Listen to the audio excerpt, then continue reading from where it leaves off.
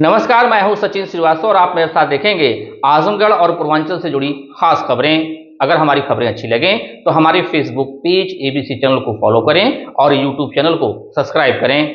खबर के प्रायोजक हैं Ginni apparel, complete family shop for apparel shopping, Civil Lines Azamgarh, up to 50% off on brand Levi's, Jack and Jones, Killer, Spykar, Numero Uno, Status Quo, Libas, Sabhyata and UCB, Kashi Gomti jewellers, Bhawarnath, Ayodhya road, Azamgarh. शादी के आभूषण की खरीद पर दुल्हन का श्रृंगार और गृहस्थी का सामान बिल्कुल मुफ्त। गोल्ड, डायमंड और सिल्वर की ज्वेलरी का विशाल संग्रह और lifestyle furniture, Belnadih, Azamgarh.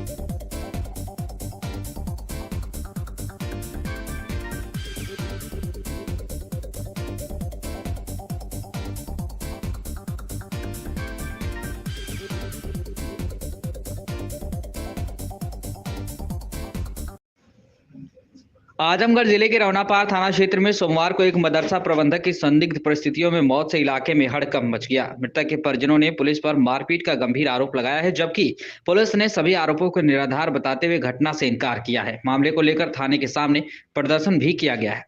जानकारी के अनुसार रौनापार गांव निवासी 56 वर्षीय कलामुद्दीन, जो एक मदरसे के प्रबंधक रहे हैं, उनके खिलाफ फरवरी 2025 में एसआईटी द्वारा मदरसे में गबन और धोखाधड़ी के आरोप में मुकदमा दर्ज कराया गया था।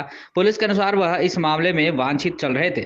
इसी क्रम में सोमवार सुबह करीब 10 बजे रौनापार पुलिस उनके घर दबिश देने पहुंची। पुलिस का कहना है कि आरोपी को थाने ले जाने का प्रयास किया गया, लेकिन उसकी तबीयत खराब होने की जानकारी मिलने पर पुलिस मौके से लौट आई। वहीं मृतक के परिजनों का आरोप है कि पुलिस ने कलामुद्दीन के साथ मारपीट की, जिससे उनकी हालत बिगड़ गई। रौनापार पुलिस ने मारपीट के आरोपों को सिरे से खारिज किया है। पुलिस का कहना है कि दबिश के दौरान कोई मारपीट नहीं हुई। पुलिस को देखकर आरोपी घबराया और उसकी तबीयत बिगड़ने की जानकारी मिलने पर पुलिस वापस लौट गई थी। परिजनों के मुताबिक कलामुद्दीन पहले से ही हृदय रोग से पीड़ित थे और इसकी जानकारी पुलिस को दी गई थी। पुलिस के जाने के बाद उनकी तबीयत अचानक और बिगड़ गई। परिजन उन्हें चांदपट्टी स्थित एक निजी अस्पताल लेकर गए, जहां से डॉक्टरों ने रेफर कर दिया। इसके बाद अस्पताल ले जाते समय रास्ते में ही उनकी मौत हो गई। मौत की सूचना मिलते ही परिजन और ग्रामीण आक्रोशित हो गए। सोमवार दोपहर करीब 12:30 से 1 बजे के बीच शव को रौनापार के थाने के सामने रखकर प्रदर्शन किया। सूचना पर क्षेत्राधिकारी सगड़ी अनिल कुमार वर्मा, क्षेत्राधिकारी सिटी शुभम तोडी समेत जहानागंज, बिलरियागंज, लाटघाट चौकी और जैनपुर थानों की पुलिस मौके पर पहुंची। अधिकारियों ने परिजनों को समझा बुझाकर शांत कराया, जिसके बाद शव को पोस्टमार्टम के लिए भेज दिया गया। मृतक के परिवार में पत्नी निशा और पुत्र मोहम्मद अनीस, तालिब, आतिफ और आरिफ शामिल हैं। घटना के बाद एहतियातन रौनापार थाना परिसर में भारी पुलिस बल तैनात किया गया, जिससे थाना क्षेत्र पुलिस छावनी में तब्दील हो गया।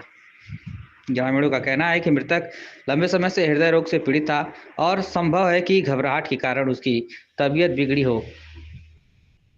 क्या कुछ कहना है विजय कुमार ग्रामीण का, सुनिए। विजय कुमार। विजय जी, आज आपके गांव रौनापार में आज एक हादसा हुआ है। उस हादसे की वजह क्या है और आप लोगों की मांग क्या है उस मामले में? हादसे की वजह तो एक तरह से देखा जाए तो हमारे यहाँ के कलामुद्दीन थे और उनको परेशान किया जाता था, क्योंकि एक मुकदमे में वांछित थे, उनको परेशान किया जाता था। और आज जो है कुछ लोग गए थे थाने से जाने के बाद जो है कि उनको दौड़ाया गया और दौड़ाए जाने के बाद वो नीचे गिर गए। उनको कुछ चोटें भी आई और मारा भी गया और जिनसे हार्ट अटैक आने से उनकी मृत्यु हो गई। तो इस पूरे मामले पे आप लोगों की क्या मांग है, क्या डिमांड कर रहे हैं? मांग यही है कि एक निष्पक्ष जांच हो। वही संबंध में एसपी ग्रामीण चिराग जैन ने बताया कि थाना रौनापार क्षेत्र अंतर्गत विभिन्न मुकदमों में वांछित अभियुक्त द्वारा गिरफ्तारी हेतु आती पुलिस टीम को देखकर भागते समय उसकी अचानक सांस फूलने से तबीयत बिगड़ गई। परिजनों द्वारा इलाज हेतु अस्पताल ले जाया गया, जहां चिकित्सकों ने उसे मृत घोषित कर दिया। शव का पोस्टमार्टम कराकर आवश्यक विधिक कार्रवाई की जा रही है। क्या कुछ कहना है चिराग जैन, एसपी ग्रामीण का, सुनिए। थाना रौनापार की पुलिस द्वारा 2 मुकदमों में वांछित चल रहे एक व्यक्ति को पकड़ने आज सुबह गई थी, जिसमें दूर से ही देखकर पुलिस को व्यक्ति भागने लगा। सांस फूलने के उपरांत वो वहीं बैठ गया, जिसके बाद उसकी थोड़ी तबीयत खराब हो गई। परिजनों द्वारा उसको हॉस्पिटल ले जाया गया। डॉक्टरों द्वारा उसको मृत घोषित कर दिया गया था। इसके बाद उसको पोस्टमार्टम के लिए भिजवा दिया गया है। पोस्टमार्टम डॉक्टरों के पैनल द्वारा और वीडियोग्राफी के माध्यम से किया जा रहा है। अब तक की जो जानकारी की गई है उसमें यह व्यक्ति पूर्व से हृदय की समस्याओं से ग्रसित था, जिसके संबंध में सभी तथ्यों को जांच पड़ताल की जा रही है। जो आगे तथ्य प्रकाश में आएंगे उनके आधार पर अग्रिम कार्रवाई की जाएगी। तो ये खबर आजमगढ़ से या जनपद के सदर तहसील अंतर्गत निजामाबाद परगना के मौजा सिवली स्थित मोहल्ला मुकेरीगंज में सरकारी पोखरी की बहुमूल्य भूमि पर भूमाफियाओं द्वारा अवैध कब्जा किए जाने का गंभीर मामला सामने आया है। इस संबंध में स्थानीय नागरिकों ने भाजपा नेता पूर्व नगर अध्यक्ष विनय प्रकाश गुप्त व नगर अध्यक्ष मृगांक शेखर सिन्हा के नेतृत्व में सोमवार को जिलाधिकारी एवं उप जिलाधिकारी को प्रार्थना पत्र देकर तत्काल कार्रवाई की मांग की है। प्रार्थना पत्र के अनुसार अराजी संख्या 204 रकबा 920 कड़ी जो कि खाता संख्या 132 की सार्वजनिक भूमि पोखरी के रूप में दर्ज है। आजमगढ़ गोरखपुर मुख्य मार्ग पर शहर के मध्य राजकीय पॉलिटेक्निक विद्यालय के बगल चौराहे पर स्थित है। भूमि की अनुमानित बाजार कीमत लगभग 30 से 35 करोड़ रुपए बताई जा रही है। आरोप है कि उक्त सार्वजनिक भूमि पर भूमाफियाओं द्वारा विकास प्राधिकरण, तहसील प्रशासन एवं पुलिस विभाग की मिलीभगत से दबंगों और गुंडों के बल पर कब्जा किया जा रहा है। यदि समय रहते कार्रवाई नहीं की गई तो सरकारी संपत्ति को भारी क्षति पहुंचने की आशंका है। वह इस मामले में भाजपा नेताओं ने इसे जनहित एवं सरकार हित का मामला बताते हुए मांग की है कि अराजी संख्या 204 का तत्काल सीमांकन कराया जाए, पोखरी की भूमि को सुरक्षित किया जाए, किए गए अवैध कब्जे को हटाया जाए, दोषियों के विरुद्ध कानूनी कार्रवाई की जाए। शिकायत के साथ खसरा बंदोबस्त 1359 फसली मौजा सिवली का नक्शा, स्वर्गीय रविंद्रनाथ पांडे का प्रार्थना पत्र सहित अन्य अभिलेख संलग्न किए गए हैं, जिससे भूमि के सार्वजनिक होने की पुष्टि होती है। स्थानीय नागरिकों का कहना है कि यदि प्रशासन निष्पक्ष जांच कराए तो सरकारी पोखरी की भूमि को भूमाफियाओं के चंगुल से बचाया जा सकता है। अब देखना यह है कि जिला प्रशासन इस गंभीर मामले में कब और क्या कार्रवाई करता है। इस दौरान भाजपा नेता विनय प्रकाश गुप्त, नगर अध्यक्ष मृगांक शेखर सिन्हा, विशाल श्रीवास्तव, मनोज कुमार जायसवाल, मोनू गुप्ता आदि मौजूद रहे। अपना परिचय देते हुए आप लोग ज्ञापन देने आए, क्या मामला है आज? मैं विनय प्रकाश गुप्त, पूर्व नगर अध्यक्ष भारतीय जनता पार्टी आजमगढ़, वर्तमान में जिला कार्य समिति सदस्य, और हमारे पास साथ हैं मृगांक शेखर सिन्हा, वर्तमान नगर अध्यक्ष भाजपा, और विशाल श्रीवास्तव और अन्य मोहल्ले के और हमारे पदाधिकारीगण सब लोग यहाँ हैं। हम लोग मुकेरीगंज में सैकड़ों साल पुराना पोखरा है, जहाँ ज्योतिया जहाँ ज्योत व्रत पुत्रिका का वहाँ कार्यक्रम होता है, और वहाँ हमारे बाप दादों का मरणोत्तर संस्कार हुआ करता था, उसमें लोग नहाते थे। वो 204 नंबर का पोखरा है और 920 कड़ी का वो पोखरा है।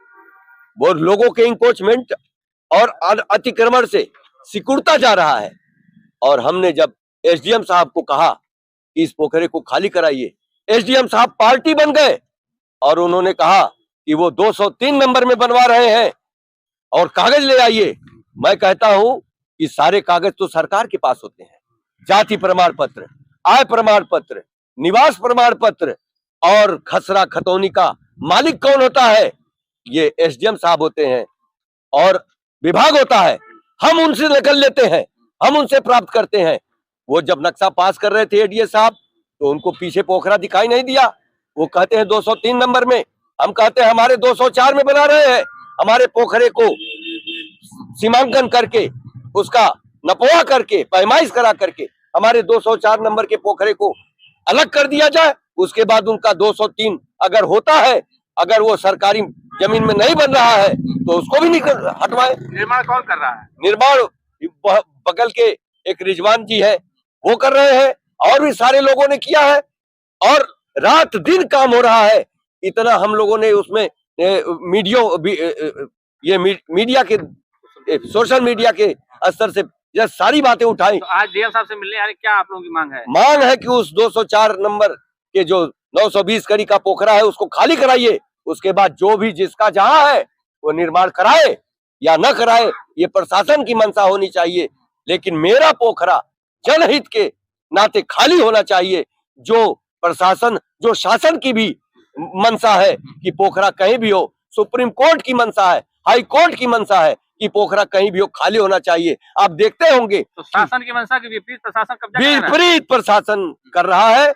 मैं योगी जी से भी यह निवेदन करता हूं कि मेरी आवाज सुनो, और जनहित में जो पूरे प्रदेश में लागू हो रहा है कि पोखरे को खाली कराया जाए। आजमगढ़ में बिलरिया की चुंगी और हर्रा की चुंगी कार्नर पर जनपद आजमगढ़ का पोखरा जो सैकड़ों साल पुराना लोगों के हित लाभ में काम आने वाला है, उसको खाली कराया जाए। ठीक, धन्यवाद।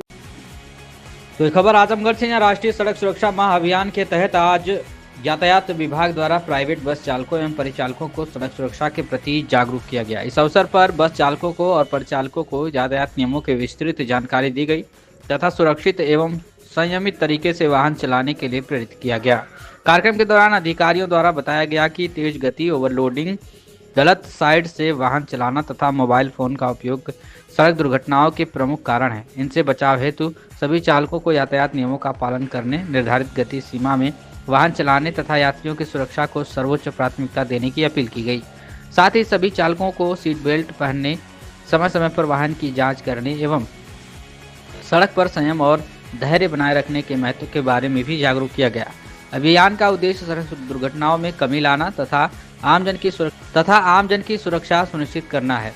कार्यक्रम के अंत में सभी बस चालकों और परिचालकों ने यातायात नियमों का पालन करने एवं सुरक्षित ड्राइविंग करने का संकल्प लिया। क्या कुछ कहना अतुल कुमार यादव, सहायक संभागीय परिवहन अधिकारी प्रवर्तन का, आप सुनिए। जी, मेरा नाम अतुल कुमार यादव, यादव प्रवर्तन है। राष्ट्रीय सड़क सुरक्षा माह चल रहा है, जिसके तहत ये कार्यक्रम था कि जितने भी सवारी वाहन है, बस है हमारी, उन सबको चेक किया जाए और उनके चालकों को जागरूक किया जाए, जिससे कि कोहरे में और भीड़ भाड़ के स्थानों पे वो आराम से गाड़ी चलाएं, जिससे दुर्घटनाओं में कमी आ सके। तो जागरूकता के बाद भी एक्सीडेंटें हो रही हैं और कोहरा भी नहीं, जागरूक किया जा रहा है। यही तो इसी उद्देश्य से राष्ट्रीय सड़क सुरक्षा माह जो है चलाया जा रहा है, जिससे कि दुर्घटना में कमी आ सके। लोग जागरूक होंगे और संयमित चलेंगे तो निश्चित दुर्घटना में कमी आएगी। यहाँ पर जितने हमारे स्टैंड पे करीब 35 जो है बस ऑपरेटर और खलासी थे, करीब 100 लोग थे, जिनको हमने पंपलेट भी दिया है और गाड़ियों का भी हम लोगों ने जांच की है। हमारे साथ ट्रैफिक इंस्पेक्टर साहब भी हैं, तो उनके तरफ से भी उनको थोड़ा सख्त निर्देश दिया गया है कि इधर उधर गाड़ी सड़क के किनारे न खड़ी करें, सवारी अपने निश्चित स्थान पे उतारे और चढ़ाएं। कब तक ये अभियान चलेगा? ये अभियान 31 जनवरी तक चलेगा। बाकी चेकिंग और ये सब चीजें तो हमारी लगातार चलती रहेंगी। तो खबर आजमगढ़ से। यहाँ दीवानी बार एसोसिएशन के चुनाव में सोमवार को गहमा गहमी के बीच लगभग 91% मत डाले गए। अध्यक्ष, मंत्री समेत 16 पदों के लिए 62 प्रत्याशियों का भाग्य मत पेटिका में बंद हो चुका है। कुल 2035 अधिवक्ताओं में से 1850 अधिवक्ताओं ने अपने मताधिकार का इस्तेमाल किया, लेकिन आचार संहिता के उल्लंघन के कारण 5 अधिवक्ताओं के मतदान को निरस्त कर दिया गया। इसके लिए मतगणना केवल 1845 मतों की ही होगी। कनिष्ठ कार्यकर्ता के 6 पदों के लिए 6 की प्रत्याशी मैदान में होने के कारण उनका निर्विरोध निर्वाचन तय है। मतदान की गति सुबह थोड़ी धीमी रही। पहले 2 घंटे में केवल 200 मत डाले गए। पहले 2 घंटों में वरिष्ठ अधिवक्ता जूनियर अधिवक्ताओं की तुलना में मतदान करने में आगे रहे। पहली बार मतदान कर रहे युवा अधिवक्ता भी चुनाव में उत्साहित दिखे। दोपहर होते होते अधिवक्ताओं की कतार लंबी होती गई। 2:30 बजे तक 1,500 अधिवक्ता मतदान कर चुके थे। ये सभी प्रत्याशी तथा उनके समर्थक आखिरी समय तक मतदाताओं से अपने पक्ष में मतदान करने के लिए अनुरोध कर रहे थे। बार एसोसिएशन के चुनाव अधिकारी ब्रजेश सिंह ने बताया कि मतगणना मंगलवार को सुबह 8 बजे से आरंभ होगी। मतदान को लेकर प्रशासन भी सतर्क दिखाई दिया। रानी की सराय, निजामाबाद, दरवा, मेहनगर समेत 6 थाना अध्यक्ष समेत लगभग 50 से अधिक जवान दिन भर मुस्तैद रहे। थाना प्रभारी रानी की सराय सुनील कुमार सिंह ने बताया कि मत पेटिकाओं की सुरक्षा के लिए एहतियातन पुलिस के जवान रात भर संघ भवन पर मौजूद रहेंगे। तो ये खबर आजमगढ़ से, जहां महाराजा सुहेलदेव राज्य स्तरीय विश्वविद्यालय के मेस में छात्रों के भोजन में जीवित कीड़ा मिलने का मामला सामने आया है। इस संबंध में छात्रों ने सोमवार को राज्यपाल को नामित ज्ञापन जिलाधिकारी को सौंपकर उचित कार्रवाई की मांग की है। जिलाधिकारी को दिए गए शिकायती पत्र में छात्रों ने आरोप लगाया कि जनपद आजमगढ़ स्थित विश्वविद्यालय के मेस में 3 जनवरी 2026 को छात्रों को परोसे गए भोजन में जीवित कीड़ा पाया गया, जिससे छात्रों में रोष और भय व्याप्त है। यह घटना न केवल अत्यंत गंभीर है, बल्कि मेस प्रबंधन की घोर लापरवाही का खाद्य सुरक्षा मानकों के उल्लंघन को भी दर्शाता है। छात्रों के स्वास्थ्य के साथ इस प्रकार का खिलवाड़ किसी भी स्थिति में स्वीकार नहीं है। इस घटना के कारण कई छात्रों ने भोजन करने से इनकार कर दिया है, जिससे उनकी दिनचर्या एवं अध्ययन पर प्रतिकूल प्रभाव पड़ा है। छात्रों ने मांग किया है कि इस प्रकरण को तत्काल संज्ञान में लेते हुए निष्पक्ष जांच कराई जाए, दोषी मेस ठेकेदार प्रबंधन के विरुद्ध कठोर कार्रवाई की जाए तथा भविष्य में ऐसी घटनाओं की पुनरावृत्ति न हो सके, इसके लिए कड़े निर्देश जारी किए जाएं। साथ ही मेस की स्वच्छता, गुणवत्ता एवं नियमित निरीक्षण की व्यवस्था सुनिश्चित की जाए। इस दौरान छात्र नेता दीपक पांडे, अखिलेश पांडे, गोलू यादव, दिवाकर आदि मौजूद रहे। क्या कुछ कहना है दीपक पांडे छात्र नेता का, सुनी। दीपक पाठक, शासन मंत्री डीएपीजी कॉलेज, निवर्तमान जिला उपाध्यक्ष छात्र सभा। आज हम लोग आए हैं विश्वविद्यालय प्रशासन जो आजमगढ़ में चल रहा है, विश्वविद्यालय महाराज सुहेलदेव में बच्चों को जो खाना परोसा जाता है मेस के द्वारा, उसमें जीवित कीड़ा सैटरडे को पाया गया। तो आज हम लोग आए हैं अपने छात्र प्रतिनिधिमंडल के साथ जो है ज्ञापन दिए हैं। डीएम साहब मिले नहीं है तो एसडीएम साहब को हम लोगों ने ज्ञापन दिया है और यह प्रतिलिपि हम लोग मुख्यमंत्री और राज्यपाल महोदय के साथ साथ अभी जाके हम लोग कुलपति महोदय को भी देंगे। कहीं ना कहीं स्वास्थ्य खिलवाड़ किया जा रहा है, स्वास्थ्य के साथ पूरी तरीके से खिलवाड़ है और ये खाद्य सुरक्षा नियम का भी ये सीधे से अवहेलना किया जा रहा है और जो बच्चों को खाना दिया जा रहा है उसकी गुणवत्ता बहुत ही निम्न है। इसके पहले भी हमारे छात्र नेता भाइयों ने बताया था जो है कि कुछ छात्रों की तबीयत भी गड़बड़ हुई थी, खाने में जो है शिकायत है पहले से है और विश्वविद्यालय प्रशासन इस पर जाग नहीं रहा है।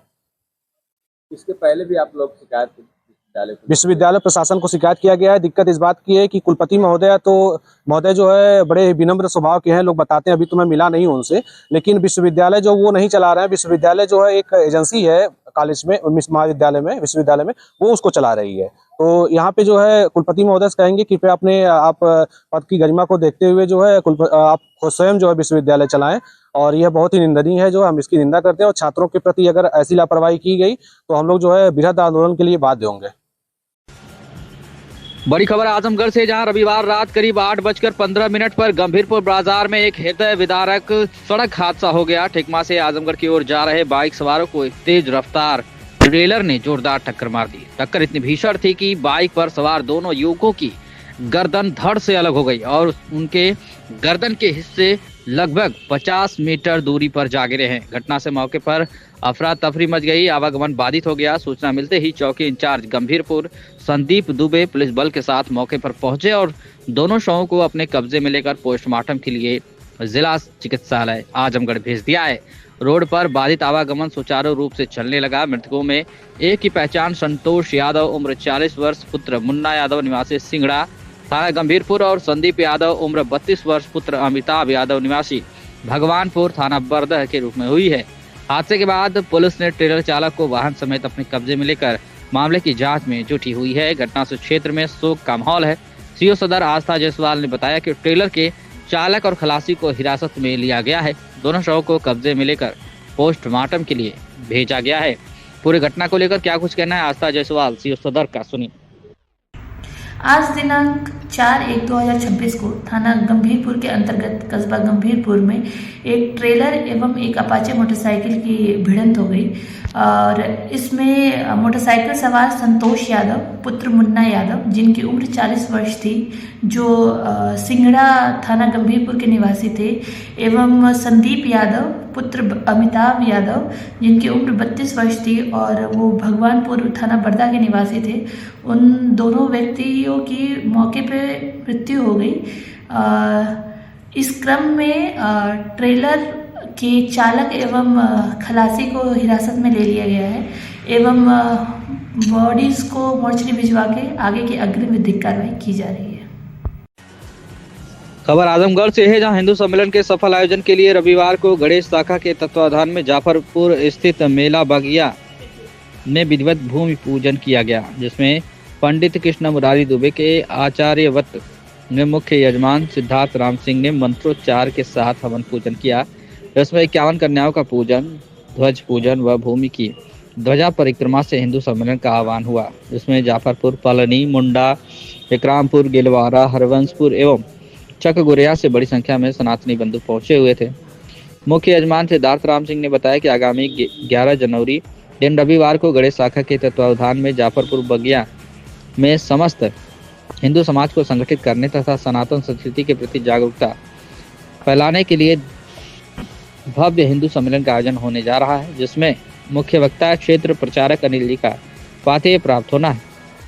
सम्मेलन को ऐतिहासिक बनाने के लिए सभी सनातनी बंधुओं से शामिल होने की अपील की गई। इस पूजन के दौरान अखिलेश मिश्रा गुड्डू, प्रवीण सिंह, हवलदार सिंह, ओम प्रकाश पांडे, प्यारेलाल गौड़, राम नगीना पांडे, रामचंद्र राम, अच्छे लाल, श्री प्रकाश राय, अनिरुद्ध पांडे सहित अन्य गणमान्य बंधु उपस्थित रहे। ओम प्रकाश पांडे विभाग के धर्म जागरण प्रमुख का काम देखते हैं और इस जाफरपुर और हरिवंशपुर, भोरठ और चकोरिया मिलाकर इस पूरे क्षेत्र का एक हिंदू सम्मेलन आयोजित किया गया है, जो 11 जनवरी को 11 बजे दिन में अपने संगठन के क्षेत्र प्रचारक श्रीमान अनिल जी के पाथे और अन्य साधु संतों का आशीर्वाद यहाँ प्राप्त होगा। समस्त जनमानस से अपील है, सभी हिंदू भाइयों से अपील है कि इस प्रांगण जाफरपुर मेला वाली बाग में आप 11 जनवरी को 11 बजे दिन में यहाँ समय से उपस्थित हों। सनातन संस्कृति की रक्षा के लिए जात बिरादरी सभी एकजुट होकर हिंदू समाज की किस प्रकार रक्षा करेंगे, इसका चिंतन यहाँ होगा। मैं आज के इस कार्यक्रम के निमित्त इस भूमि पूजन का कार्यक्रम इस प्रांगण में हुआ है। सभी सनातन धर्मी लोग और 51 कन्याओं का पूजन के साथ कार्यक्रम का शुरुआत आज की गई है। इसी के साथ 11 तारीख के धर्म सम्मेलन के निमित्त आज भूमि पूजन किया गया। इस भूमि को आज ऊर्जावान किया गया। सभी देवी देवताओं को निमंत्रण दिया गया। 51 कन्याओं का पूजन किया गया ताकि उस दिन जब हजारों की जनता हिंदू समाज इकट्ठा हो तो भगवान गणेश की कृपा से यह पूरा का पूरा कार्यक्रम अति श्रेष्ठता और सफलता के साथ संपन्न हो। इसी मनोकामना के साथ पूरा जनमानस इकट्ठा हुआ। कई सौ लोग आए, लोगों ने आहुतियाँ दी और प्रार्थना की कि यह हिंदू सम्मेलन अपने अच्छे सकुशल संपन्न हो और सभी लोग इसमें सहभागिता दें। आज जो यहाँ कार्यक्रम रखा गया है 11 जनवरी को जो होने वाला कार्यक्रम है और इसी स्थल पर होना है, इस नाते इस स्थल का पूजन किया गया है कि कार्यक्रम यहाँ सकुशल संपन्न हो सके। आने वाले समय में हमारे जो जितने भी जात बिरादरी से ऊपर उठ के सारे हिंदुओं का सम्मेलन और सारी की सद्भावना मिले और सारे लोग यहाँ आकर के 11 तारीख उस कार्यक्रम को सफल बनावें। इस निमित्त यहाँ हवन पूजन किया गया। इस निमित्त यहाँ कन्याओं का वो पूजन किया गया और धरती पूजन किया गया और सारे धार्मिक कार्य किए गए। बड़ी खबर आजमगढ़ से, जहां आजमगढ़ जिले के अजमतगढ़ विकास खंड स्थित पारनकुंडा गौशाला में बीती रात करीब 12 बजे गौ तस्करों ने बड़ी वारदात को अंजाम देने का प्रयास किया। तस्कर पिकअप वाहन के जरिए गौशाला परिसर में घुसे और गौवंश को ले जाने की तैयारी कर ही रहे थे। किसी दौरान मऊ जनपद की पुलिस को घटना की सूचना मिली। पुलिस टीम के गौशाला पहुंचते ही तस्कर मौके से फरार हो गई। घटनास्थल पर एक पिकअप वाहन खड़ा मिला जिसमें 3 गौवंश लदे हुए थे, जबकि करीब 1 दर्जन से अधिक गौवंश को बांध कर रखा गया था। बताया गया है कि घटना के समय गौशाला पर कोई कर्मचारी या सुरक्षा व्यवस्था मौजूद नहीं थी। शोरगुल सुनकर आसपास के ग्रामीण मौके पर एकत्र हो गए और ग्राम प्रधान पारनकुंडा को सूचना दी। ग्राम प्रधान ने तत्काल लाटघाट पुलिस चौकी को अवगत कराया। सूचना मिलते ही स्थानीय पुलिस, प्रशासनिक अधिकारी और ग्रामीण मौके पर पहुंच गए। घटना की जानकारी एसडीएम सगड़ी को भी दी गई। शनिवार सुबह एसडीएम सगड़ी नायब तहसीलदार के साथ मौके पर पहुंचे। इसके अलावा मुख्य विकास अधिकारी परीक्षित खटाना, अपर जिलाधिकारी प्रशासन राहुल विश्वकर्मा और मुख्य पशु चिकित्सा अधिकारी मुकेश गुप्ता ने भी गौशाला का निरीक्षण किया। जांच में सामने आया है कि गौशाला पर केवल पप्पू साई नामक एक व्यक्ति ही रह रहा था, जबकि कोई अन्य कर्मचारी या सुरक्षा व्यवस्था नहीं थी। अधिकारियों ने इस लापरवाही पर नाराजगी जताते हुए आवश्यक निर्देश दिए। पशु चिकित्सक ओम प्रकाश आनंद ने बताया कि शुक्रवार सुबह गौशाला में 74 पशु थे। शाम को 16 पशु बाहर से लाए गए थे। वर्तमान में कुल 90 गौवंश मौजूद थे। ग्राम प्रधान राजमती देवी के प्रतिनिधि अमित कुमार सिंह ने बताया कि मऊ पुलिस की सूचना पर तत्काल स्थानीय पुलिस को अवगत कराया गया था, जिसके बाद गौशाला में एक पिकअप वाहन खड़ा मिला। घटना के बाद पूरे जनपद के प्रशासनिक महकमे में हड़कंप मच गया था। जानकारी जीरपुर पुलिस पिकअप वाहन के आधार पर गौ तस्करों की तलाश में जुटी हुई है और जल्द ही मामले में खुलासे की उम्मीद जताई जा रही है। मौके पर खंड विकास अधिकारी जितेंद्र मिश्रा, सचिव सुरेंद्र कुमार शिवियो सहित गांव के रजनी सिंह, सन्नी, रणधीर, हनुमान यादव आदि भी मौजूद रहे। इस मामले में एसपी ग्रामीण चिराग जैन ने बताया कि थाना जीरपुर पुलिस को गौवंश के चुराए जाने की सूचना प्राप्त हुई थी। सूचना मिलते ही पुलिस द्वारा मौके पर पहुंचकर आरोपियों को पकड़ने का प्रयास किया। पिकअप छोड़कर बदमाश फरार हो गए। पिकअप से 4 गोवंश बरामद हुए हैं। मुकदमा दर्ज किया गया और आरोपियों की तलाश की जा रही है। आगे गैंगस्टर की कार्रवाई की जाएगी। वीडियो अजमतगढ़ की तहरीर पर प्रधान सचिव और केयरटेकर के खिलाफ मुकदमा दर्ज किया गया है। साथ ही बलिया नंबर की गाड़ियों का मिलना भी इस मामले में बड़े नेटवर्क की ओर इशारा कर रहा है। अब देखना होगा कि जीयनपुर कोतवाली पुलिस इस प्रकरण का खुलासा कितनी तेजी और गहराई से कर पाती है। थाना जीयनपुर की पुलिस को कल रात्रि में पिकअप वाहन से गौवंशों को चुराने की सूचना प्राप्त हुई थी। इस पर थाना जीयनपुर की पुलिस द्वारा मौके पर पहुंचकर उसको पकड़ने का प्रयास किया गया, जिसमें पिकअप छोड़कर अपराधी भाग गए और पुलिस द्वारा उस पिकअप वाहन से 4 गौवंशों को सक्सेसफुली रेस्क्यू कर लिया गया है। अपराधियों को चिन्हित करके उनके विरुद्ध सख्त से सख्त कार्रवाई आगे की जाएगी। मुकदमा दर्ज कर लिया गया है। आगे गैंगस्टर एक्ट के अंतर्गत भी सख्त कार्रवाई की जाएगी।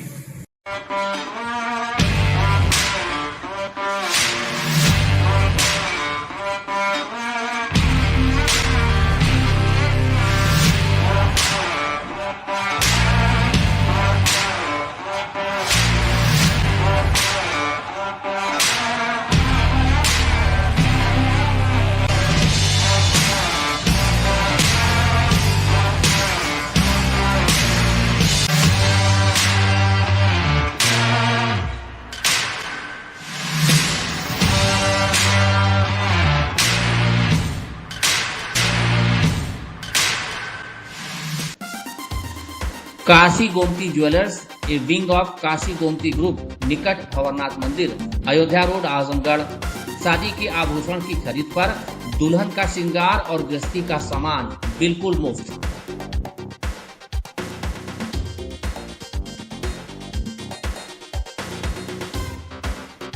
गोल्ड, डायमंड और सिल्वर की ज्वेलरी का विशाल संग्रह, शुद्धता की 100% गारंटी।